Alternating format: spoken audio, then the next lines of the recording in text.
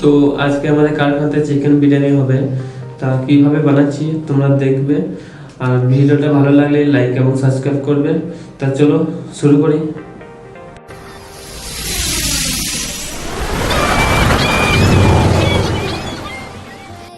প্রথমে চালটাকে কিছুক্ষণ ভিজিয়ে রেখে দেবে, প্রায় আধা ঘন্টা। পেছনে ব্যাকগ্রাউন্ডটা দেখে কিছু মনে করো না, কারণ এটা কারখানা। তারপরে দিয়ে দেবে গোটা বিরিয়ানি মশলা, তারপরে দিয়ে দেবে লং, তারপরে দিয়ে দেবে তেজপাতা, তারপরে দিয়ে দেবে একটু সরিষা তেল বা সাদা তেল।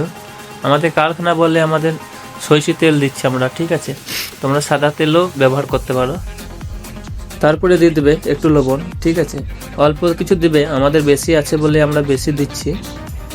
লবণ দিয়ে দেওয়ার পর আমরা এটাকে গ্যাসে চাপিয়ে দেবো।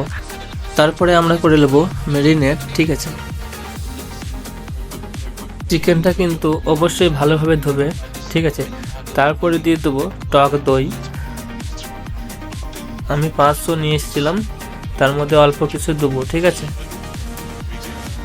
তারপরে দিয়ে দেবে হলুদ গুঁড়ো, ধনে গুঁড়ো, জিরে গুঁড়ো, লঙ্কা গুঁড়ো সব দিয়ে দেবে। বেশি মাংস হলে বেশি দেবে, কম মাংস হলে কম দেবে, নিজের পরিমাণ মতো দেবে। তারপরে দেবে একটু লবণ, তারপরে দিয়ে দেবে সরিষার তেল, অল্প কিছু দেবে। তারপরে হাত দিয়ে মিক্স করে নেবে ভালোভাবে।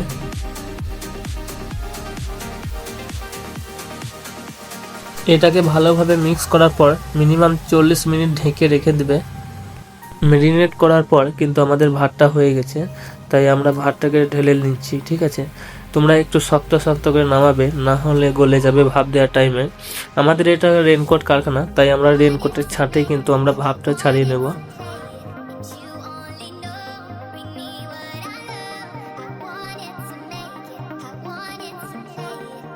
ভাপ ছাড়ানোর পর কিন্তু আমরা এবারে আলুটাকে ভেজে নেব। আলুটাকে কিন্তু আগে সেদ্ধ করতে হবে। আমরা আলুটা ভেজে নেওয়ার পর একটু করে নেব পেঁয়াজের বেরেস্তা, ঠিক আছে?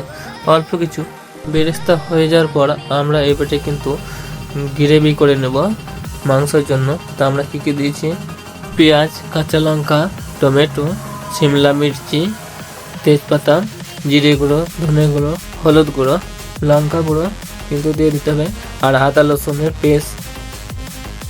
মশলা দেওয়ার পর আমরা কিন্তু গ্রেভিটাকে ভালো করে নেড়ে নেব।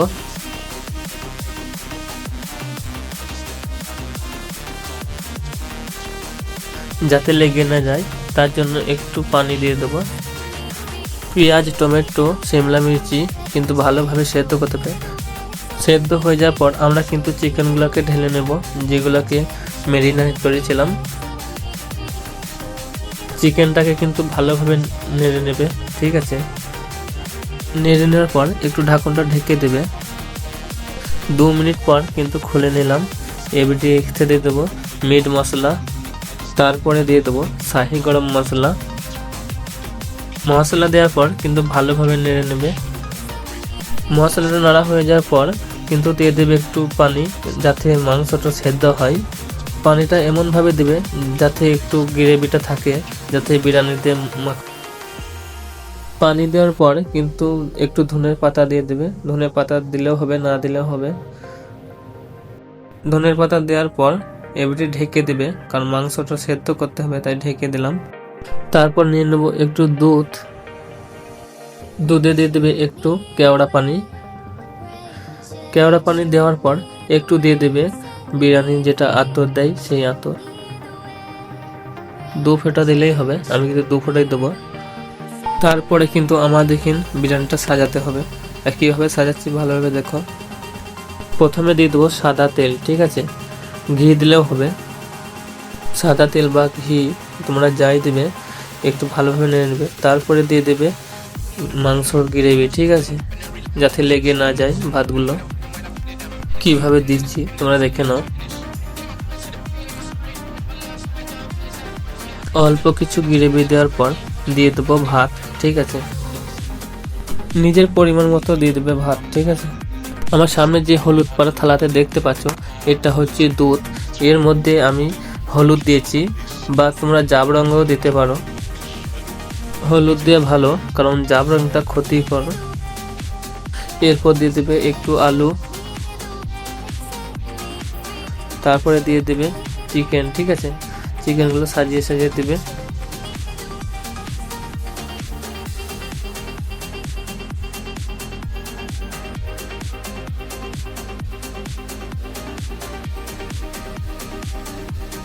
আমি কিন্তু হাফ চিকেন দিয়ে দিলাম। ঠিক আছে, এরপর দিয়ে দেবো ভাত।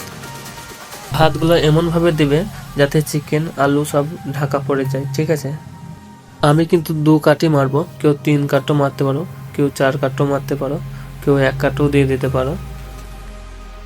আমি 2 কাঠ দিচ্ছি, তাই একটু বিরিয়ানি মশলা দিয়ে দেবো। এটা গুঁড়ো বিরিয়ানি মশলা। আর প্রথমে যেটা ভাতে দিয়েছিলাম ওটা গোটা। বিরিয়ানি মশলাটা কিন্তু হাফ প্যাকেটের মতো দেবে। ঠিক আছে, প্রথমে যেভাবে কিন্তু সাজিয়েছিলাম সেভাবেই সাজাবে, কিন্তু এই মাঝখানের মধ্যে একটু বিরিয়ানি মশলাটা দেবে। আমাদের মাংস দেওয়ার পর আমরা আবার দিয়ে দেবো ভাত। ভাতগুলো সব দিয়ে দেওয়ার পর এবারে দিয়ে দেবো যে তেল বেরেস্তা। ঠিক আছে, পেঁয়াজের যে বেরেস্তাটা করেছিলাম ওই বেরেস্তাটা দিয়ে দেবো। বেরেস্তা দিয়ে দেওয়ার পর আবার কিন্তু বিরিয়ানি মশলা দিয়ে দেবো। বিরিয়ানি মশলা দেওয়ার পর এবারে দিয়ে দেবো কিন্তু ঘি। ঠিক আছে, আমরা ওপরেই দেবো, যখন ভাপটা উঠবে ওপরে কিন্তু নিচের দিকে গলে গলে চলে যাবে।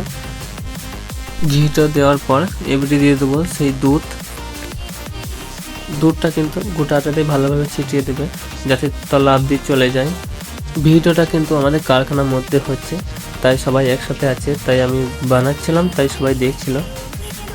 ভিডিওটা দেখে কিন্তু কেউ খারাপ মনে করবেন না। দুধ দেওয়ার পর কিন্তু আমরা এবারে ভাপ দিয়ে দেবো। ঠিক আছে, কেউ যদি ময়দা থাকে সে ময়দাও দিতে পারে গায়ে গায়ে, ঢাকনে বেড়ে বেড়ে, যাতে ভাপটা বেরিয়ে না যায়। ভিডিওটা ভালো লাগলে লাইক করবে এবং সাবস্ক্রাইব করবে। বিরিয়ানিটা ভাপ যাতে না বেরোয় সেই কারণে আমরা দিয়ে দিচ্ছি কিন্তু ওপরে কাঠ। আমরা কিন্তু ময়দা লাগাই নাই, আমাদের এটা কারখানা। তার সাথে সাথে হয়ে যাচ্ছে আমাদের সালাড। বিরিয়ানিটা কিন্তু ওপর অবধি ভাপ উঠতে হবে। আমাদের বিরিয়ানি হয়ে যাওয়ার পর কিন্তু আমরা কারখানাতে খাচ্ছি। আবার দেখা হবে পরের ভিডিওতে। সবাই ভালো থাকবে।